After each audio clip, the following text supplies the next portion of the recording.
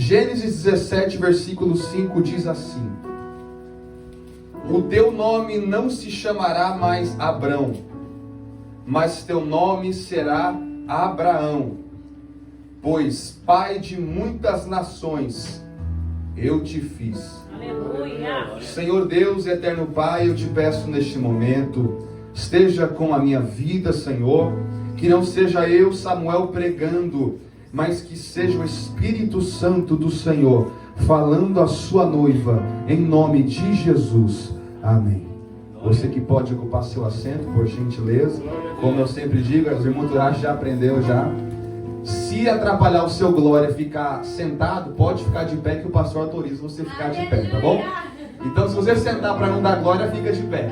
Agora se você sentar e consegue dar glória, pode ficar sentado. Glória a Deus. Irmãos, aqui nós encontramos um dos diálogos que Deus tem com Abrão. Mas este não foi o primeiro diálogo que Deus teve com Abrão. O primeiro diálogo que Deus teve com Abrão foi em Gênesis capítulo 12. Abrão não conhecia Deus. Abrão morava com seus pais. Abrão tinha a sua vida, tinha o seu casamento, tinha seus empreendimentos. Ele tinha a sua vida feita. E de repente, na visão dele, um Deus desconhecido chega até ele e faz uma promessa. O nosso Senhor chega até Abrão e diz: sai da tua terra, da tua parentela, da casa de teus pais, e você vai para uma terra que eu ainda te mostrarei, e lá eu te abençoarei, e farei de você uma grande nação. É interessante que Abrão, ele recebe essa promessa e de prontidão ele obedece. Imagine comigo, Abrão sequer conhecia o nosso Deus. O nosso Deus raramente se manifestava naquele momento, devido a muitas situações que aconteceu na terra, como por exemplo o pecado de Adão e Eva, como por exemplo o grande dilúvio que houve no planeta Terra. Então você vê que, aleluia, Deus deu um privilégio para Abrão de ouvir a voz de Deus e receber uma promessa. E eu acho interessante que Deus fala para Abrão largar tudo para viver a promessa de Deus. E o primeiro contato com Deus é um pedido drástico. Ele não conhece a Deus, mas Deus chega e diz assim: larga tudo e me segue. Larga tudo e vem viver o que eu tenho para você.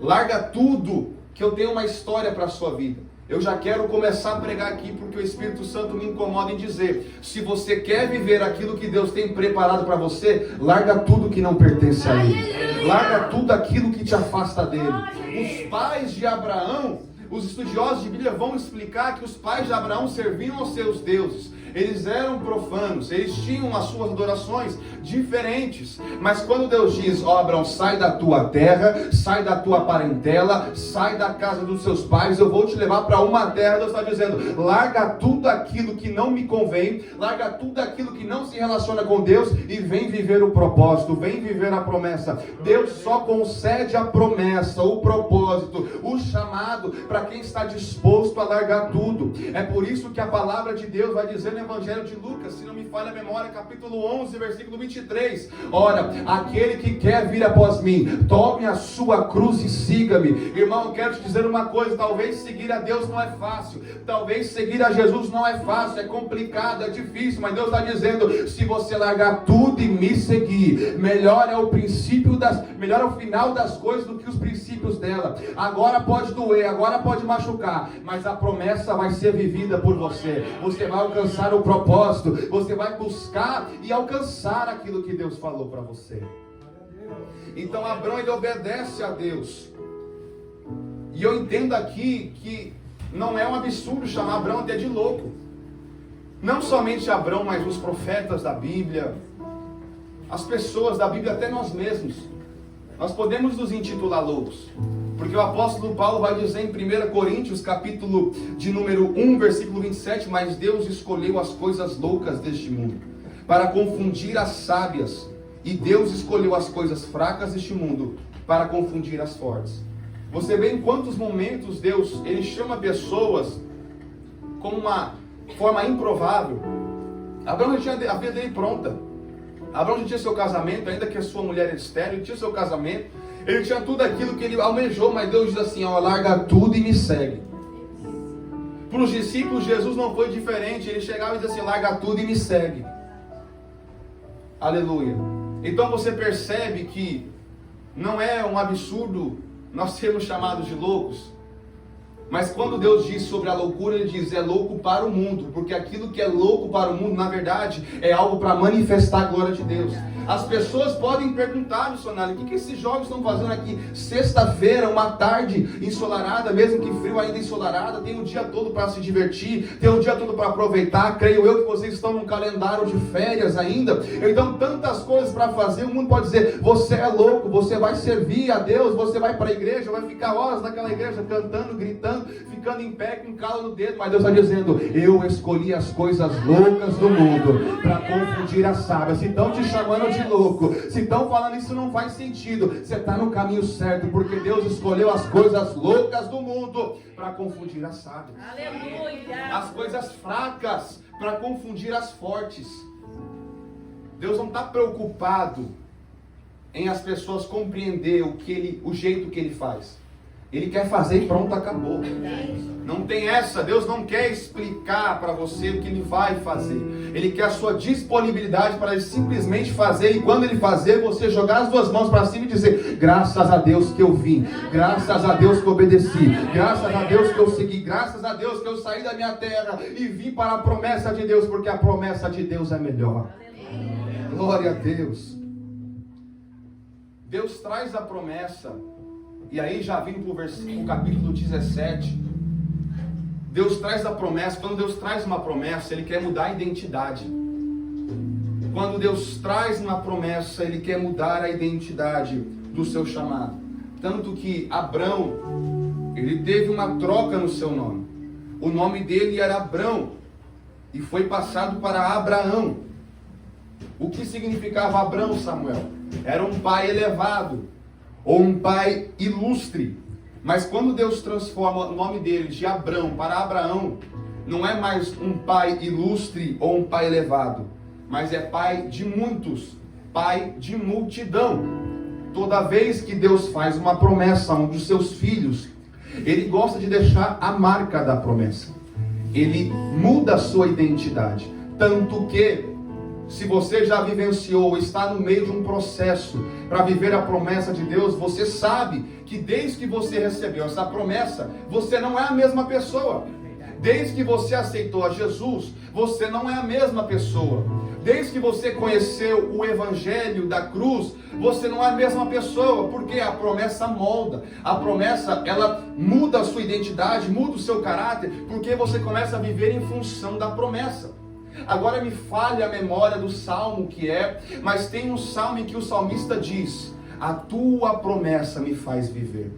Ou seja, toda vez que nós recebemos uma promessa, toda vez que nós temos uma chamada de Deus, gradativamente nós temos mudança. Se nós queremos alcançar essa promessa, se nós queremos alcançar esse alvo que Deus projetou para a nossa vida, nós começamos a mudar, porque Deus nos chama do jeito que nós estamos, mas Deus não quer que nós permaneçamos do jeito que Ele nos chamou. Verdade. Ele te chamou um dia para a presença dEle, mas Ele não queria que você permanecesse daquele jeito. Ele te chamou um dia, assim como chamou Abrão na casa dos pais, só que Ele não queria que Abrão permanecesse com os mesmos hábitos que ele tinha na casa dos pais. Então Deus vai lá e marca a identidade de Abraão. Ele marca e troca de Abrão para Abraão. Aleluia. E eu já quero dizer algo para você entender. Olha o versículo 1 do capítulo 17 que diz: e quando Abrão era da idade de 99 anos, o Senhor apareceu a Abrão e lhe disse: eu sou Deus Todo-Poderoso, anda diante de mim e ser perfeito. Temos duas ações aqui muito interessantes. Primeiro, o Senhor apareceu a Abrão. E segundo, Deus fala para ele andar diante dele, adiante dele, próximo dele. Ou seja, sem intimidade, Deus não muda a identidade. Sem intimidade, Deus não marca a sua identidade. Sem intimidade, sem momento com Deus, sem particular com Deus, Deus não consegue aflorar as promessas dele sobre a sua vida. Eu vi uma frase há poucos dias atrás que me surpreendeu muito, que dizia assim: imagine andar com uma pessoa o dia todo e não falar com ela. É assim que Deus se sente com o crente que não ora. É assim que Deus se sente com o crente que não tem intimidade. É assim que Deus sente com o crente que não fala com Ele. Aleluia. Deus está dizendo para nossas vidas nesta tarde: se você quer viver o novo de Deus, se você quer viver a promessa de Deus, se você quer viver algo maravilhoso, a novidade de vida de Deus para a sua vida, você precisa ter intimidade, você precisa conhecer a Deus, você tem que estar sensível à voz de Deus, você tem que estar sensível à presença de Deus. Um culto como esse, uma tarde como essa, é a data que Deus marcou na sua vida para te dizer: hoje eu crio intimidade com você, hoje eu te chamo para o particular, hoje eu te chamo para o quarto secreto, seja fisicamente, seja espiritualmente, mas eu quero falar com você, eu quero compartilhar minhas promessas para você, eu quero compartilhar o que eu tenho para a sua vida, mas para isso você precisa estar disposto a ouvir a voz de Deus. E olha que Deus diz: andar diante de mim, andar perto de mim. Deus não te chamou para ficar longe dele, Deus te chamou para andar juntinho, de mão dada com Deus. Sabe por quê? Deus é o nosso Pai, e um pai sabe que quando o filho ainda é criança, ele não consegue andar sozinho, missionária, ele não consegue se sustentar sozinho, ele não conhece todas as ruas. É por isso que Deus chama: vem andar pertinho de mim, porque eu te mostro o caminho. Vem andar pertinho de mim, que eu te mostro o destino. Vem andar pertinho de mim, que eu te mostro aonde você vai chegar. Possamos nunca esquecer que nós somos totalmente dependentes de Deus. Aleluia. Nós somos totalmente dependentes de Deus. Por isso que Deus sabe disso, e Ele chama hoje você para andar pertinho dEle. Glória a Deus. Aleluia. Eu leio o versículo 6 do capítulo 17, eu fico abismado, porque a palavra diz: e eu te farei extremamente fértil, e farei nações diante de ti, e reis sairão de ti. Deus olha para Abraão e diz assim: você pode até ser promissor, você poderia até ter alguma capacidade, mas comigo você vai além. Eu quero dizer para você hoje: talvez você tenha uma faculdade, talvez você tenha um ensino superior, talvez você foi muito estudado, mas sabia que com Deus você vai ainda além?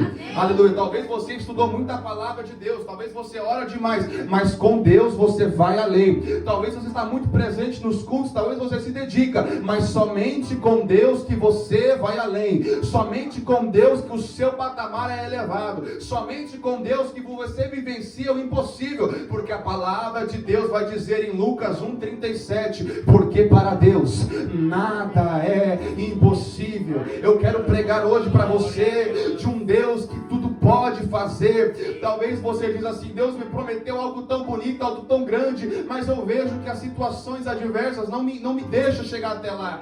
Os problemas são grandes, as adversidades são grandes, e eu não vejo o caminho para chegar até lá. Deus está dizendo: eu sou o Deus do impossível. Eu abro porta, eu abro caminho para você passar. Eu te dou experiências para chegar até lá. Se for possível, eu movo pessoas. Se for possível, eu movo empresas. Se for possível, eu movo os céus e a terra. Mas as minhas promessas vão se cumprir. Números 23:18 vai nos dizer que Deus não é homem. 19, Deus não é homem para que minta, nem filho do homem para que se arrependa. Aleluia. Então o que Deus falou para a sua vida, se você andar no prumo, se você andar diante dele, você vai além, você vai viver o novo de Deus. E é interessante porque muitas vezes nós pedimos algo para Deus e ele faz além. Muitas vezes nós pedimos algo e nós sonhamos tanto, e quando aquilo chega, Deus fez muito mais. É por isso que o apóstolo Paulo vai dizer no livro de Efésios, capítulo 3, versículo 20: ora, aquele que é poderoso para fazer infinitamente mais daquilo que pedimos ou do que pensamos. Você está com a sua mentalidade aqui, mas Deus está elevando a promessa, elevando a chamada, elevando as bênçãos que Ele tem para a sua vida, porque Deus sabe o melhor, meu filho. Às vezes você sonha com um A, mas Deus já tem o abecedário inteiro preparado para você. Você sonha com um, mas Deus já tem mais de 10 preparado para você, porque Deus sabe o que é melhor. Ele faz infinitamente mais, infinito. Excede a matemática, excede os números. Quando Deus fala de infinito, algo que é infinito, Ele está dizendo que é algo que o humano já não pode mensurar. porque é algo inacabável. Ou seja, Deus está dizendo que para alguém nessa noite que trouxe glória e trouxe aleluia, Ele tem mais do que o ser humano pode explicar, Ele tem mais do que o seu empresário pode explicar, Ele tem mais do que o seu chefe pode explicar, Ele tem mais do que o seu pastor pode explicar, porque Ele tem infinitamente mais do que aquilo que pedimos ou do que pensamos. Que Deus maravilhoso é esse, que faz muito além do que sonhamos. E é interessante que o nome de Abrão, ele era ilustre, mas mudou para pai de muitos, era Abraão. Mas como era o cenário de Abraão? O nome de Abrão era pai ilustre, passou para Abraão, pai de muitos. Mas nessa passagem de nome, Abraão não viu a mudança na esposa dele. Abraão recebeu a promessa, Abraão deve ter ficado muito feliz. Toda vez que recebemos uma promessa, o Espírito Santo nos renova, nós ficamos felizes, nós caminhamos até a promessa, sabemos que nós vamos viver algo maravilhoso, porque as promessas de Deus, os planos de Deus, Jeremias 29:11 vai dizer que não é planos para fazer mal, mas para prosperar e dar uma esperança. Então toda vez que nós recebemos uma promessa, nós ficamos felizes. Só que aí Abraão recebe a promessa, fica feliz, mas ele lembra, a esposa dele é estéril. Ele era pai ilustre, passou para pai de muitos, mas a esposa era ainda estéril. A esposa não conseguia gerar.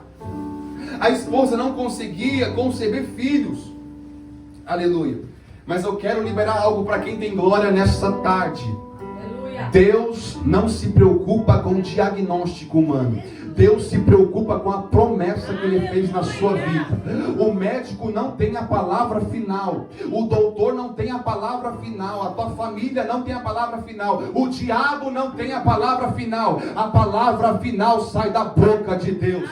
A palavra final sai da boca de Deus. Se Ele falou que vai fazer, não adianta diagnóstico humano, não adianta palpites das pessoas à sua volta. Se Deus falou que vai fazer, pode se preparar, porque vai acontecer. Aleluia. Glória a Deus. Amém. Eu vou falar. Não ia falar, mas Deus estava mandando eu falar no meu testemunho. Vou falar rapidamente. Minha mãe era estéril. Ela não podia conceber filhos. Meus pais moravam nos Estados Unidos nesse tempo. E o maior sonho da minha mãe era ser mãe, e do meu pai ser pai. E de repente, a cada dia que passava, as porcentagens diminuíam, senhor. Cada dia que passava, minha mãe tinha menos possibilidade de ser mãe. Até que um dia o médico disse: olha, Luciana, você não tem chances nenhuma para gerar o filho. Você está 100% estéril. Você não pode gerar. O seu organismo não pode gerar um filho. Quando minha mãe trouxe a resposta para o meu pai, acredite se quiser, meu pai disse graças a Deus. E minha mãe faltou bater no meu pai. Como você diz graças a Deus? É o nosso maior sonho gerar. É o nosso maior sonho ter um filho. Mas meu pai disse em outras palavras que a promessa não depende de diagnóstico da medicina, pastor. Vou repetir as palavras do meu pai. Se você tivesse porcentagem do médico, você ia acreditar na porcentagem. Se você tivesse 5% de chance, você ia acreditar no 5% de chance. Se você tivesse 1% de chance de ser mãe, você ia acreditar no 1% de chance, meu amor. Mas agora que você não tem mais chance no médico, agora que a medicina fala, não tem mais jeito, Deus chega, levanta o doutor e diz assim, agora eu que vou fazer. Antes o médico podia falar, eu tenho 1%, dá pra fazer, pastor Antônio, dá pra ter filho. Mas agora que o médico diz que não tem mais jeito, vai ser 100% Deus esse filho. Esse filho que vai ser gerado vai sair de Deus. Deus vai fazer, Deus vai cumprir. Sabe por quê? Quando o médico diz que não tem jeito, quando o homem diz que não tem mais jeito, Deus diz, agora 100% da glória vai ser minha, agora 100% o crédito vai ser meu, porque o homem dizia que não tinha mais jeito, mas Deus diz, ainda tem jeito. O homem pode dizer para a sua vida, ainda não tem jeito, não tem mais jeito, o seu ministério acabou, o seu dom acabou, o seu trabalho não vai para frente, mas Deus está dizendo que dá jeito, tem jeito, então pode descansar, porque Deus vai fazer. A última palavra sai da boca de Deus, a última palavra sai daquele que prometeu, e aquele que prometeu é fiel para cumprir. Aquele que te prometeu é fiel para cumprir. Amém. Aí Deus muda o nome de Sarai para Sara. Deus muda de Sarai para Sara. Diz assim, então vamos fazer a transformação, vamos fazer por completo. Foi de Abrão para Abraão, Sarai para Sara. Sabe por quê? Deus não quer ver você da mesma forma que você era antes de Ele te chamar. Deus não quer te ver da mesma forma que Ele te chamou. Ele te chamou de um jeito, mas precisa haver mudança. Mudança de perspectiva, mudança de mentalidade. Outrora você pensava de um jeito, mas agora você serve um Deus que é Criador dos céus e da terra, que tudo pode fazer. A sua identidade tem que ser mudada, a sua fé tem que ser mudada, a sua ideologia tem que ser mudada, porque agora você não serve qualquer um, você serve aquele que tudo pode fazer na sua vida. Então Deus muda o nome de Sarai para Sara, mostrando assim que a promessa de Abraão também se estende para a sua família, e a transformação que Deus queria era por completo. Se Abraão e Sarai eram uma só carne por causa do casamento, eles tinham que viver a promessa juntos. Então Deus traz essa transformação na identidade de outrora era Sarai e Abraão, mas Deus diz, agora eles têm promessa, vou deixar a marca da minha promessa na identidade deles. Agora não é Sarai e Abraão, é Abraão e Sara. E Deus marca a identidade deles com a promessa. Aleluia. E eu falei tudo isso, mas Abraão ainda não viu a realidade dele ser mudada. Ele mudou, mas a realidade dele não mudou ainda. Ele recebeu a promessa, mas a promessa não aconteceu ainda. Eu imagino Abraão. Nós vemos outros exemplos da Bíblia onde alguém recebe uma promessa, as pessoas zombam de quem tem promessa. José foi zombado. Ora, lá vem o sonhador. Eu preguei alguns dias atrás que sonho é algo que é distante. Então quando eles dizem lá vem um sonhador, eles estão dizendo assim, olha, ele está sonhando, mas assim não vai chegar, porque é algo distante. Você vê que na Bíblia, sempre que alguém tem promessa, as pessoas em volta elas não acreditam, porque quando Deus faz uma promessa, é algo que é para além do que o homem pode fazer. Quando Davi recebe a unção de rei, os irmãos tinham preconceito com ele. É o pastor do pasto, é o mais novo, por que ele vai fazer? Vai ser rei? Não é homem de guerra, não é forte, é só um pastorzinho de ovelhas. E assim que acontece no cotidiano. As pessoas zombam daqueles que sonham, as pessoas zombam daquele que tem promessa, as pessoas zombam daquele que tem chamada. Mas não se preocupe. Olha, isso aqui, irmão, prepara o glória aí. Você não precisa se importar com o que as pessoas dizem que você é. Você precisa se perguntar. Vamos fazer de novo? Eu ia falar inglês, pastor. Meu Deus do céu, irmãos, desculpa, eu moro nos Estados Unidos, às vezes as palavras vêm em inglês. Vamos repetir? Para você preparar aquele glória e estremecer o inferno? Não se preocupe com o que as pessoas pensam que você é. Se preocupe quem você é na presença de Deus. Não se preocupe com o que as pessoas rotulam o seu nome. Se preocupa com aquilo que Deus disse que você vai ser. Deus disse para Davi, você vai ser rei. Eu estou ainda no pasto, Deus, você vai ser rei. Deus disse para José, você vai ser governador. Mas eu estou na prisão, você ainda vai ser governador. Deus disse para Abraão, você vai ser pai de muitas nações. Mas a minha esposa é estéril. Você vai viver, porque aquele que prometeu, é Ele que define quem você é. As fofocas não vão te definir. Os maus olhares, os maus falares não vão definir quem você é. Quem define quem você é, quem define a sua identidade se chama Jesus Cristo. Aquele que te chamou, aquele que te... Levanta a mão, só quem tem promessa, só quem tem identidade, aquele que é marcado pela promessa. Alabacalaxúria. Deus está marcando pessoas aqui. Talvez você se esqueceu da promessa. Talvez por causa da sua vida atual você não tem mais crença naquilo que Deus falou que ia acontecer. Talvez por causa do contexto atual, aleluia, você não encontra um caminho para viver aquilo que Deus falou. Mas Deus está dizendo, eu vou marcar vidas nesta tarde. Eu vou marcar ministérios nesta tarde.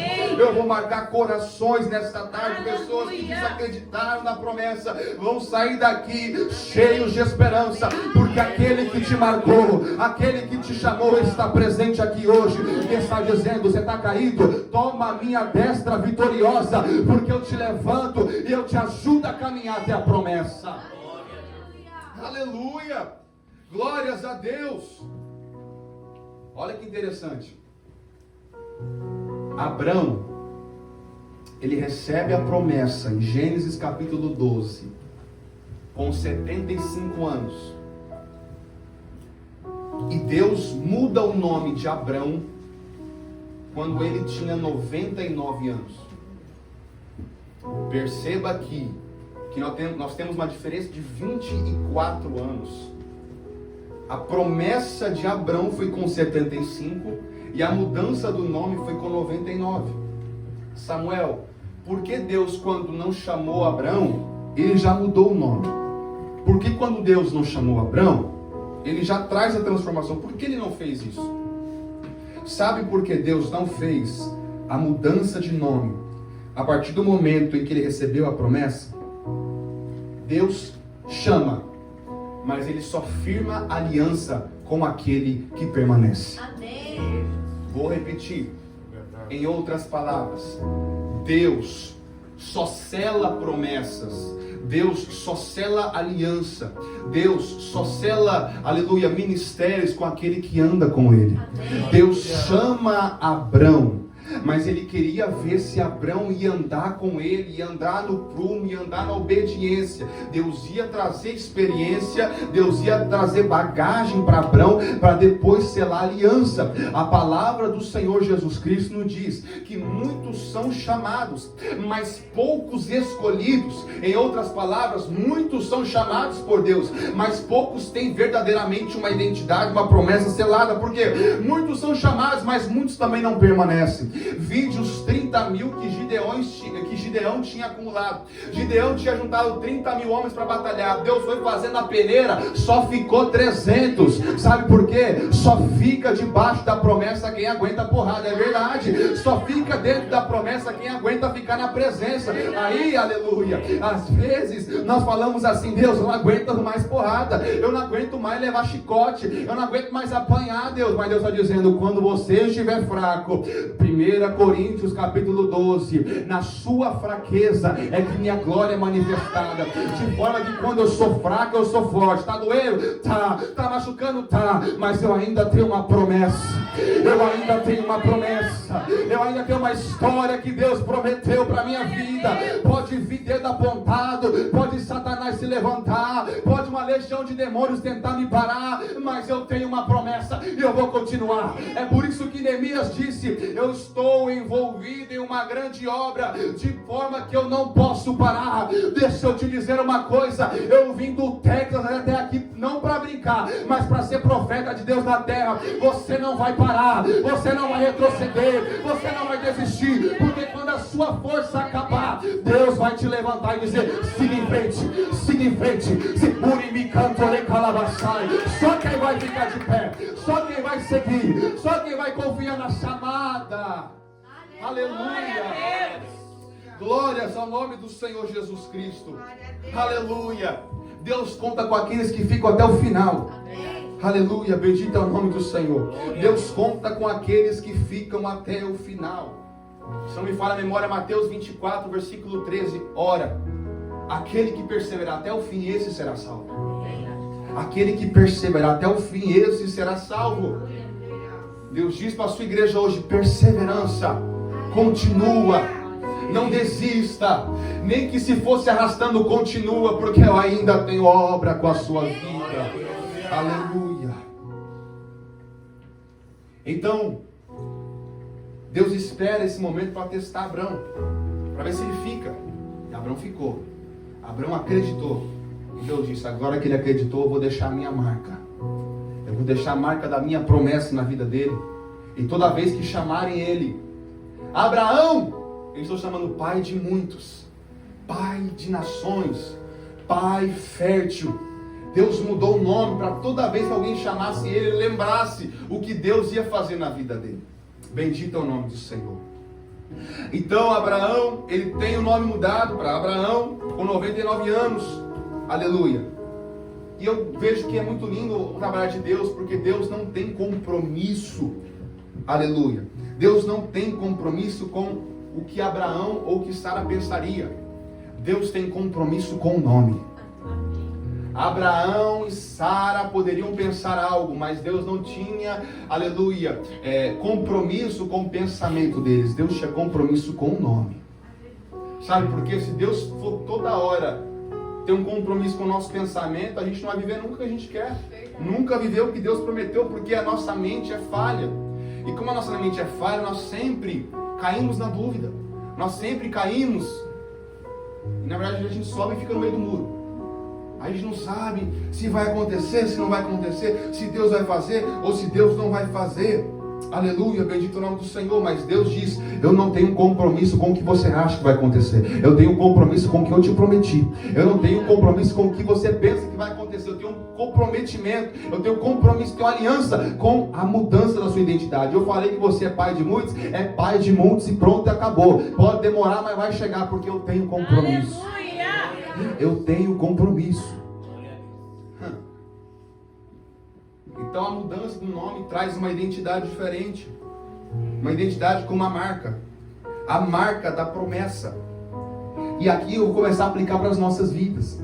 Porque a palavra que lemos no começo do culto, 1 João 3,1, vede quão grande o amor que nos tem concedido o Pai, que fôssemos chamados filhos de Deus. Por isso o mundo não nos conhece, porque não conhece a Ele.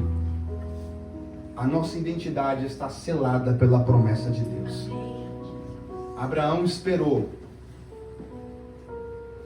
Abraão talvez cometeu erros. Sara cometeu erros. Mas eles perseveraram. Mesmo com os erros. Mesmo com pensamentos contrários. Eles continuaram. Tiveram tropeços no meio do caminho, mas eles continuaram. Sara toma Agar e fala assim: ó, vai ter um filho com Abraão, porque assim a promessa vai ser gerada. Deus está dizendo para alguém aqui: eu não preciso da tua ajuda para fazer a promessa acontecer. Eu não preciso que você mova os pingos dos is para fazer, ó Deus, está mais fácil para o Senhor trabalhar agora. Irmãos, vamos ser sinceros, quantas vezes nós não tentamos mover as ações da nossa vida para chegar perto do que Deus falou que iria acontecer na nossa vida? Aleluia. Quantas vezes nós não queremos dar uma ajudinha para Deus? Quantas vezes nós não queremos falar assim: ó Deus, agora eu preparei o terreno, é só fazer, Pai. É só fazer. Mas Deus diz: eu não preciso da ajuda de ninguém. Eu não preciso da sua força. Eu não preciso da sua dedicação em fazer as coisas acontecerem. Porque quem vai fazer acontecer sou eu. Só permaneça na obediência. Só permaneça na fenda da rocha. Só permaneça na presença que eu vou fazer infinitamente mais. Deus está dizendo: eu não preciso da sua ajuda. Eu preciso da sua obediência. Eu preciso da sua atitude de dizer: Deus, pode fazer que eu vou obedecer. A gente tenta tomar o volante da nossa vida. A gente tenta conduzir a nossa vida, mas quem tem que conduzir é aquele que te chamou. Aquele que te chamou sabe o trajeto da promessa. Aquele que te chamou sabe o trajeto do propósito que Ele preparou para a sua vida. Aquele que te chamou, Ele sabe chegar até onde Ele falou que você vai chegar. Então, para que ajudar? Para que tentar mover as coisas, sendo que Deus tem o poder de fazer sobre a sua vida? Que possamos aprender a esperar e entender que Deus sabe fazer. Deus sabe fazer o melhor. Inclusive, Deus está dizendo no meu ouvido para falar para alguém aqui nessa tarde. Aleluia. Milagre não precisa ser explicado. Milagre tem que ser vivido. Milagre não tem que ser explicado. Milagre tem que ser vivido. A promessa não tem que ser explicada, tem que ser vivido. Eu tinha uma promessa, eu acho que mais de 3 vezes Deus falou comigo: você vai para o Japão, você vai para o Japão, você vai para o Japão. E eu falei assim: Deus, tá bom, faz aí. Faz aí, porque eu não tenho jeito nenhum de fazer. Deus moveu, abriu as portas e onde eu estou hoje? Na cidade de Toyohashi, em Aichi, no Japão. Porque Deus é fiel para aquele que obedece. Deus é fiel para aquele que permanece. Deus te selou com uma promessa. Deus te selou com uma chamada. Continua, porque Ele vai fazer. Aleluia. Bendito é o nome do Senhor. Então, 1 João 3,1 diz que Deus nos concedeu um grande amor, que nós somos chamados de filhos de Deus. E aí o mundo não nos conhece, porque na verdade o mundo não conhece a Ele. É por isso que as pessoas dizem: lá vem o sonhador, lá vem o crente, lá vem o doido, lá vem o fanático, lá vem o religioso. Por quê? Ó, pega isso aqui. Quem não é espiritual não vai entender as coisas espirituais, irmão. Verdade. Isso é simples. Quem não é espiritual não entende as coisas espirituais. A pessoa diz: aí ó, Samuel vai para o Japão, o que ele vai fazer lá? É cooperador. Ah, prega, mas é cooperador, vai fazer o que no Japão? Tem um monte de pastor para levar, mas onde eu estou hoje? Eu estou no Japão, meu filho. Sabe por quê? Porque Deus é fiel com aquele que cumpre. O mundo pode dizer, ah, ele é louco. Ele vai para o Japão, ele vai para não sei aonde. O mundo pode falar, você é louco, você acha que vai chegar lá? É impossível, está longe da sua realidade. Mas Deus diz assim, eu chamei as coisas loucas mesmo. Eu faço as coisas loucas porque o mundo não precisa entender. O mundo precisa ver. O mundo não vai entender. O mundo vai ver o que Deus vai fazer na sua vida. Você é filho de Deus. Deus marcou a sua identidade. Você era escravo do pecado, você era servo do pecado, mas agora você é filho de Deus. Nós somos chamados filhos de Deus. A libertação do mundo está no nosso nome, porque nós somos chamados assim. Aquele que pode salvar está marcado no nosso nome. Quem você é? Eu sou filho de Deus. Quem você é? Eu sou cristão. Sabe o que significa cristão? Imitador de Cristo. Então toda vez que você dizer eu sou cristão, significa que eu estou todo dia tentando me parecer com Cristo. Eu estou todo dia me esforçando para andar na presença de Cristo. Eu sou filho de Deus. Filho é herdeiro. Verdade. Filho, ele recebe a herança do Pai. Glória a Deus. E é interessante que o mundo não conhece. Sabe por quê? Eles não entendem a sua identidade, porque outrora você estava com eles. E para o mundo, o normal é o que eles vivem. Não as promessas de Deus, mas eu posso falar para o inferno inteiro ouvir.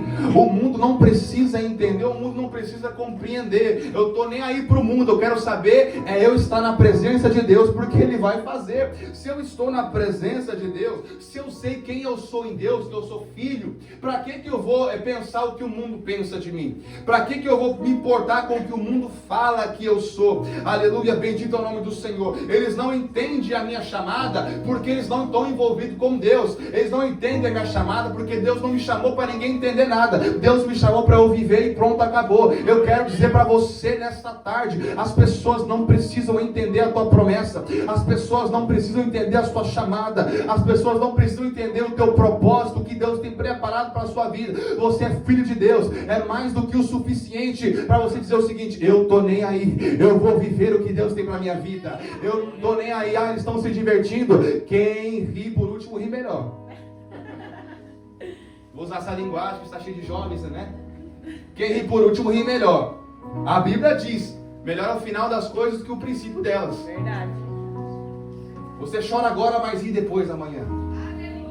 A palavra diz que o choro dura uma noite, mas a alegria vem pelo amanhã. Irmãos, a ciência prova que para um ser humano é saudável acreditar em algo. A ciência prova, isso Deus está mandando eu dizer, não ia falar isso, mas a ciência prova, a psicologia prova, que uma pessoa que não acredita em nada, é uma pessoa que pode ficar doente. Uma pessoa sem propósito, ela pode ficar doente. Uma pessoa que não tem uma expectativa do futuro, ela pode ficar doente. Porque se nós não acreditarmos no nosso futuro, que amanhã pode ser melhor que hoje, para que viver? Se nós não temos uma expectativa do que Deus pode fazer, para que viver?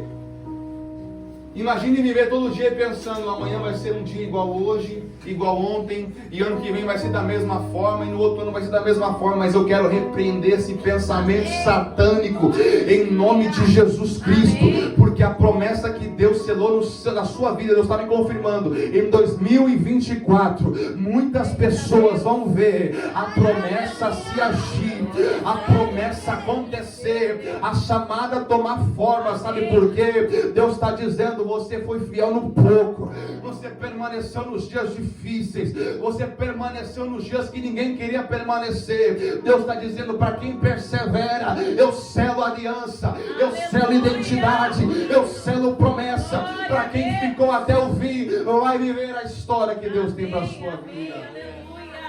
Aleluia. Glória a Deus. Olha o que a palavra diz em Romanos 8,16. O próprio Espírito testifica com o nosso espírito que somos filhos de Deus. Como eu disse, quem não é espiritual não entende as coisas espirituais. Porque quem testifica as coisas do Espírito Santo é o nosso próprio Espírito. Eu quero dar aqui 1 minuto de aula de corpo, alma e espírito para vocês. O corpo é a nossa matéria física. O espírito é a nossa essência em Deus. E a alma é como se fosse o controle. É a alma que escolhe se você vai pender para o corpo ou para o espírito. É a alma que dá a liberdade do Espírito Santo se conectar ao seu espírito ou do mundo se conectar com a sua carne.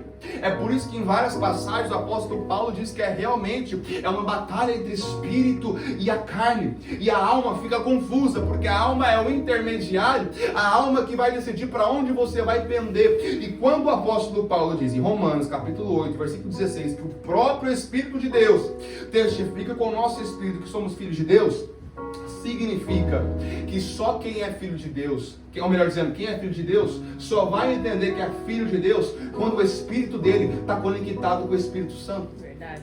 Entenda uma coisa, é por isso que o mundo é o que é: perdição, problemas. Por quê? Porque quem é do mundo, quem é mundano, não dá vazão ao Espírito. A alma de quem é mundano, de quem não é crente, de quem não é servo de Deus, é uma alma que opta a carne falar mais alto. Logo, o espírito dele está morto, porque eles não dão a vazão para o Espírito. Ou seja, você só vai entender que, que forte, meu Deus está descendo aqui, irmão. Deus vai mostrar para você que você é filho, mas você só vai entender que você é filho de Deus quando o seu espírito estiver no comando da sua vida. Por isso que o apóstolo Paulo diz: o Espírito Santo testifica com o nosso espírito que somos filhos de Deus. Ou seja, simplificando para você nessa tarde, você só vai saber quem você é quando você dá espaço para o Espírito Santo falar para você. Você não vai saber quem você é em Deus se você não deixar o seu Espírito tomar conta da sua vida, se você não deixar a essência de Deus se aflorar na sua vida. É por isso que muitas pessoas não sabem quem são, elas não têm uma crise de identidade, crise de não sabe o que vai fazer, não sabe o que é. Mas quem tem a liberdade do Espírito dentro da sua vida sabe que é filho de Deus, que é filha de Deus. É por isso que Deus está dizendo nesta tarde para alguém: deixa de alimentar a carne e começa a alimentar o Espírito, porque quando você alimentar o Espírito, você vai saber quem você é em Deus, você vai saber as promessas, você vai saber os propósitos que Deus tem para a sua vida. Glória a Deus. Estou encerrando. Olha o que o versículo 17 diz, de Romanos 8. E se nós somos filhos de Deus, logo somos herdeiros também, verdadeiramente herdeiros de Deus e co-herdeiros de Cristo, se é certo que com Ele padecemos, para que também com Ele sejamos glorificados. Fala para o irmão do seu lado: você é herdeiro. Agora responde: você também é. Nós somos herdeiros. Você é herdeiro, eu sou herdeiro, a igreja é herdeira, a noiva do Senhor é herdeira. Talvez você diz assim: não tem nada me esperando. Você está dizendo: você é herdeiro. Não tem uma herança boa, meu pai não é rico, mas você é herdeiro e você é herdeira de Deus. Aleluia. E sabe o que é interessante? Deus não se responsabiliza com quem não tem a identidade de Cristo. Eu acabei de ler o versículo aqui. Nós somos herdeiros de Deus e co-herdeiros de Cristo. Se nós somos co-herdeiros de Cristo, nós temos que nos esforçar para parecer com Cristo. É por isso que nós somos cristãos, como eu ensinei, cristão, imitador de Cristo.